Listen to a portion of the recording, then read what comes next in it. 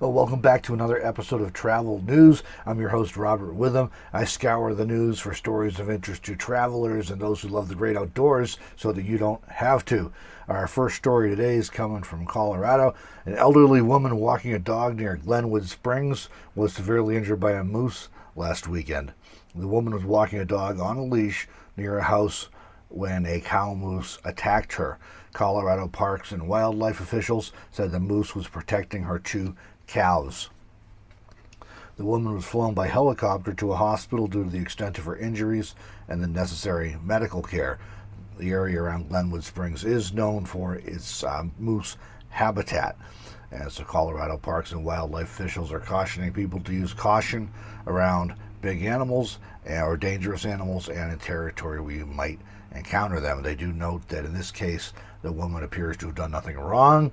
It wasn't like she was being reckless or anything. She's walking a dog in a residential neighborhood, and the moose just happened to be there and was defending her calves. Another story today. As we witness more and more devastating wildfires, we also hear stories each year of firefighters whose own homes are destroyed while they're trying to save other people's homes and even lives. Woody Faircloth started the nonprofit emergencyrv.org as a way to give back to these firefighters. Emergency RV provides RVs as emergency and transitional housing to first responders and victims of wildfires and natural disasters. Visit emergencyrv.org to learn more about this organization. And they do take, in addition to cash donations, they do also accept donations of RVs, which, depending on your situation, you may be able to use as a tax write-off, but they take those RVs, then pass them along to firefighters who have lost their own homes while battling fires. And finally, in the third story today, while much of the western U.S. is dealing with severe drought, heat waves, and wildfires, we've talked about that several times just recently, other areas are experiencing devastating flooding right now. Tropical storm Fred has battered the East Coast with torrential rain leading to devastating flooding. Flooding in North Carolina, last report I've seen, has left at least 2 people dead and 20 people missing. Nearly 100 people were rescued from the flooding.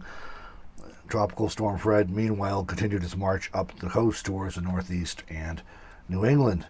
Flagstaff, meanwhile, is digging out for mud and debris following dangerous flooding there this week. Historic levels of rain earlier this week triggered flooding and debris flow from the area around a burn scar from a wildfire 2 years ago. Tuesday saw hourly precipitation above 3 inches per hour. That's a lot of rain. The rain was described as a 200 to 500 year rainfall event. Fortunately, in Flagstaff, there were no injuries reported.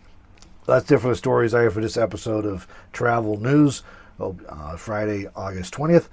And if you're interested in videos, features travel scenery, some of the best places I visit during my adventures and travels, check out my other YouTube channel, Meanderings. There'll be a link to that in the video description below.